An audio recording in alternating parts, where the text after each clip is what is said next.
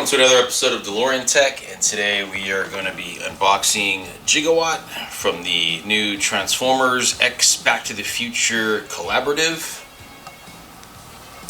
Now, this is the version that was released in Asia last month in October. It's by Hasbro, and Hasbro basically has the worldwide rights to produce Transformers, with the exception of in Japan, which are produced by Takara. So I ordered this one from RobotKingdom. It actually came pretty quick. Overall, it looks really cool. I'm actually really glad I was able to pick this up ahead of the US release. And yeah, it's actually really nice looking. If you get a really up close here, you can kind of see that they try to simulate a brushed stainless steel finish. So I've done several videos on Gigawatt so far, and I've been really anticipating the release, and so I'm really glad that I was able to pick this up. Again, this is the Asia release. The US and the rest of the world will see the release sometime in early January. So let's see what we got here. Alright. So here is your Gigawatt, and looks like it comes with this backdrop here. One thing I noticed is that this is actually a stock DeLorean. This is not a time machine, so that's actually kind of cool. So there's that. So you got some instructions that come with it as well. Let's see how good those are. And some kind of warranty card. Anyway, so here is Gigawatt. We'll go ahead and pull him out of this clamshell here.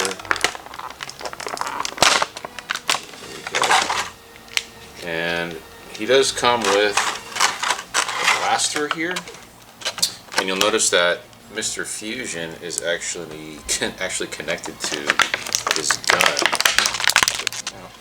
There is Mr. Fusion right there.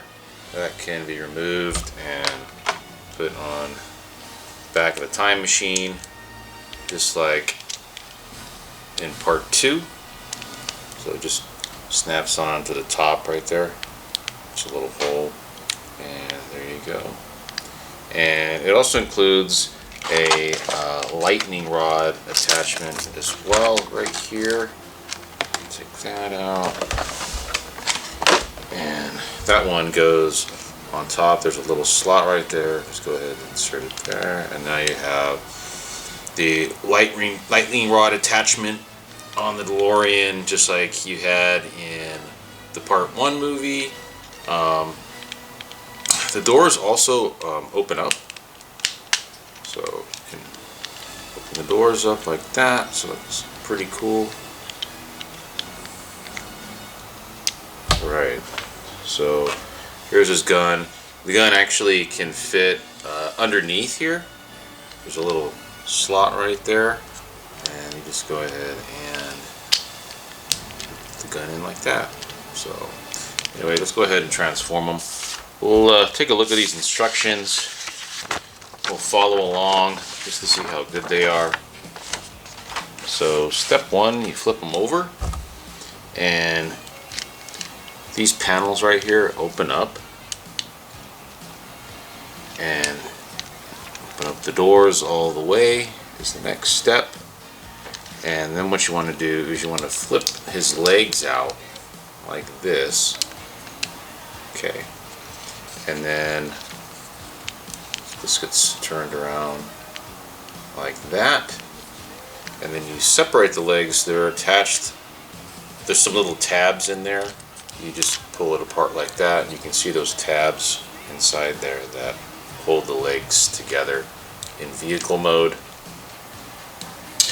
And according to instructions, the next thing you do is you'll have to push the reactor vents inside like that, and that sort of pushes the feet out. He's got these feet that come down right here, so that's the next step.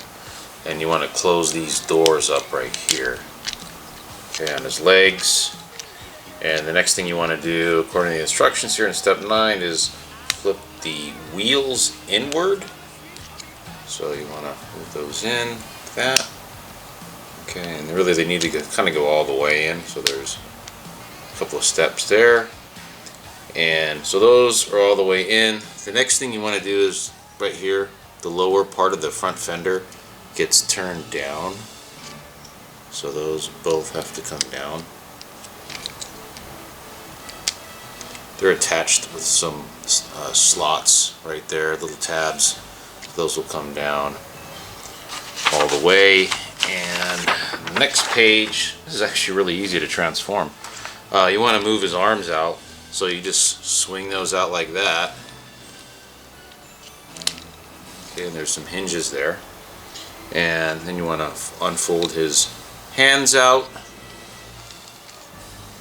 Do that. So now that his hands are out, we can now move the front of the car over his head. Okay, and then what you're going to want to do, according to these instructions here, is flip the flux capacitor and the time circuits over. So what you do is this swivels like this, so you can actually hold the back of this section of the hood right here, and you can use your thumb and just kind of push up just to detach that right there. There's a little tab inside there, and you want to make sure you clear his head right here, so you can pull the front of the car down a little bit more, and then just kind of flip that open like that, and then from underneath you can then push it so it's kind of flush right there. There you go. So those are the time circuits, and that's the flux capacitor. And then what we'll do is we'll complete that. There's a tab right here and a slot right here. Then you just connect those two together. Let's see. There we go, and they just click in place. We'll just go ahead and move his shoulders in place. There's also some tabs right here that you would connect together. That tab right there goes into that slot right there, so just push those together until they click in, and there you go. And so that's the full transformation right there. That was very simple.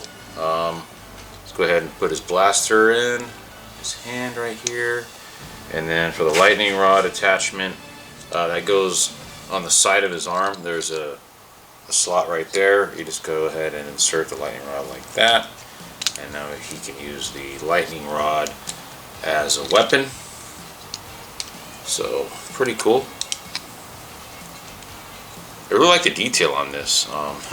They did a really good job simulating, I think, the brushed stainless steel finish on the car. On the panels. So overall, pretty cool. It does not have the DMC logo in the front. Oh well. But overall, it's definitely cool in robot mode here.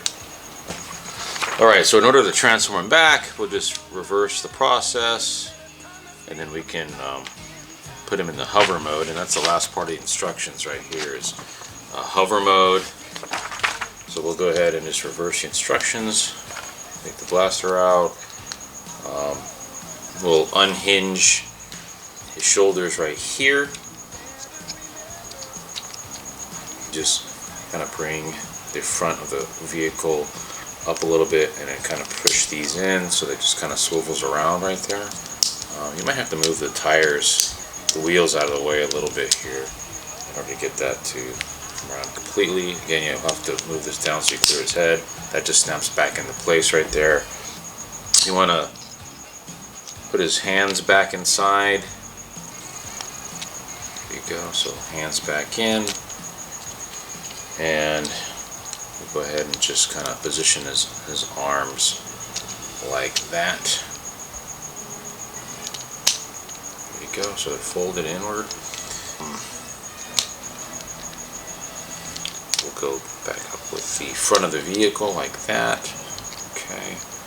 And then you're going to want to fold his arms back inside like this. There you go.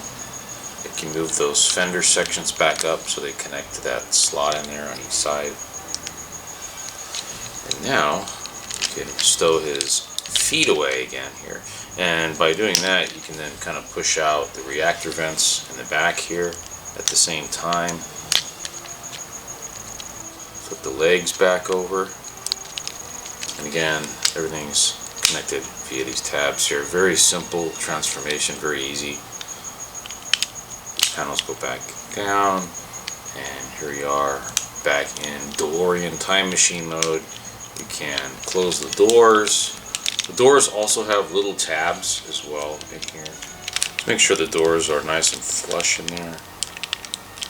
And here we go. So now we're back to vehicle mode. In order to go into hover mode, all you got to do is just push the wheels inward. Okay, so right here in the front, these fold in, and they also fold a little bit outward as well. So in, right there, and then you can bring them out. So there's like another hinge in there. So that way they don't look like they're stuffed underneath the vehicle. They're actually coming out a little bit to the sides, right here and here. The rear wheels, you just flip those over, no hinging or anything required, and that's how it's supposed to look. And now you're in hover mode, just like in Back to the Future Part 2. So you can go ahead and put your Mr. Fusion attachment on there on the back, and now you have a Back to the Future flying DeLorean time machine. Looks really cool. So overall, I'm very pleased with this representation. It is quite small. Maybe they'll come out with a larger class at some point in the future, but for now this is definitely pretty cool.